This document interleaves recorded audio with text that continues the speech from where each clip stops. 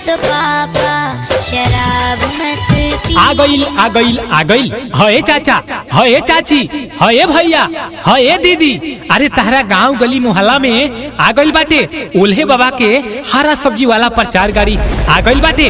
आवो और लेके जा अनेकों प्रकार के हरा भरा सब्जी। हये भैया तहरा गांव गली मोहल्ला में ओल्हे बाबा के हरा सब्जी वाला प्रचार गाड़ी आ गई बाटे। आवो और लेके जा इनकर प्रचार गाड़ी से आलू, प्याज, अदरक, लौकी, भिंडी, कुहड़ा इकरा प्रचार गाड़ी से लेके जा। हये भैया आवो जल्दी आवो ना तो इकर प्रचार गाड़ी आगे अब जाए वाला बाटे। आवो और लेके जा हरा भरा सब्जी। हये चाचा आ गइल बाटे ओल्हे बाबा के हरा सब्जी वाला प्रचार गाड़ी आ गइल बाटे। जान गइला और ये बिल्कुल मार्केट से बिल्कुल सस्ता और ये मार्केट से बिल्कुल बढ़िया देता रे हरा सब्जी।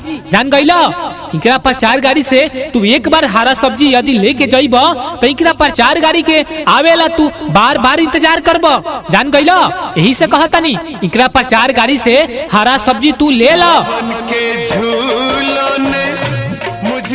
हये भैया तहरा गांव गली मोहल्ला में ओल्हे बाबा के हरा सब्जी वाला प्रचार गाड़ी आ गइल बाटे। आवो और लेके जा इनकर प्रचार गाड़ी से आलू, प्याज, अदरक, लौकी, भिंडी, कुहड़ा इकरा प्रचार गाड़ी से लेके जा। हये भैया आवो जल्दी आवो ना तो इकर प्रचार गाड़ी आगे अब जाए वाला बाटे। आवो और लेके जा हरा भरा सब्जी। हये चाचा आ गइल बाटे ओल्हे बाबा के हरा सब्जी वाला प्रचार गाड़ी आ गइल बाटे। जान गइला और ये बिल्कुल मार्केट से बिल्कुल सस्ता और ये मार्केट से बिल्कुल बढ़िया देता रे हरा सब्जी। जान गइला इकरा प्रचार गाड़ी से तू एक बार हरा सब्जी यदि लेके जाइब तो इकरा प्रचार गाड़ी के आवेला तू बार बार इंतजार करब। जान गइला यही से कहतानी इकरा प्रचार गाड़ी से हरा सब्जी तू ले ला।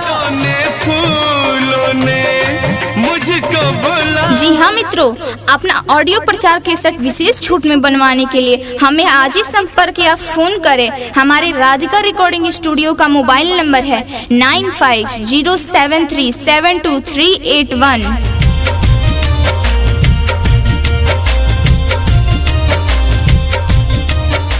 आ गइल हये चाचा, हये चाची, हये भैया, हये दीदी। अरे तहरा गांव गली मोहल्ला में आ गइल बाटे ओल्हे बाबा के हरा सब्जी वाला प्रचार गाड़ी आ गइल बाटे। आवो और लेके जा अनेकों प्रकार के हरा भरा सब्जी।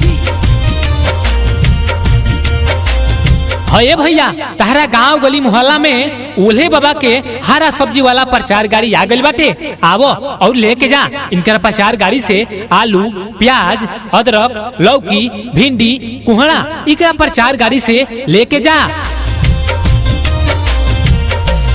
हये भैया आवो जल्दी आवो ना तो इकर प्रचार गाड़ी आगे अब जाए वाला बाटे। आवो और लेके जा हरा भरा सब्जी। हये चाचा आ गइल बाटे ओल्हे बाबा के हरा सब्जी वाला प्रचार गाड़ी आ गइल बाटे। जान गइला और ये बिल्कुल मार्केट से बिल्कुल सस्ता और ये मार्केट से बिल्कुल बढ़िया देता रे हरा सब्जी। जान गइला इकरा प्रचार गाड़ी से तू एक बार हरा सब्जी यदि लेके जाइब तो इकरा प्रचार गाड़ी के आवेला तू बार बार इंतजार करब। जान गइला यही से कहतानी इकरा प्रचार गाड़ी से हरा सब्जी तू ले ला। हये भैया तहरा गांव गली मोहल्ला में ओल्हे बाबा के हरा सब्जी वाला प्रचार गाड़ी आ गइल बाटे। आवो और लेके जा इनकर प्रचार गाड़ी से आलू, प्याज, अदरक, लौकी, भिंडी, कुहड़ा इकरा प्रचार गाड़ी से लेके जा।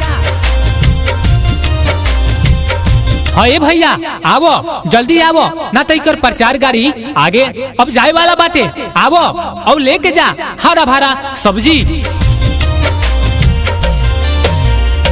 हये चाचा आ गइल बाटे ओल्हे बाबा के हरा सब्जी वाला प्रचार गाड़ी आ गइल बाटे। जान गइला और ये बिल्कुल मार्केट से बिल्कुल सस्ता और ये मार्केट से बिल्कुल बढ़िया देता रे हरा सब्जी। जान गइला इकरा प्रचार गाड़ी से तू एक बार हरा सब्जी यदि लेके जाइब तो इकरा प्रचार गाड़ी के आवेला तू बार बार इंतजार करब। जान गइलो, यही से कहतनी इकरा प्रचार गाड़ी से हरा सब्जी तू ले लो। जी हाँ मित्रों, अपना ऑडियो प्रचार के सेट विशेष छूट में बनवाने के लिए हमें आज ही संपर्क या फोन करें। हमारे राधिका रिकॉर्डिंग स्टूडियो का मोबाइल नंबर है 9507372381।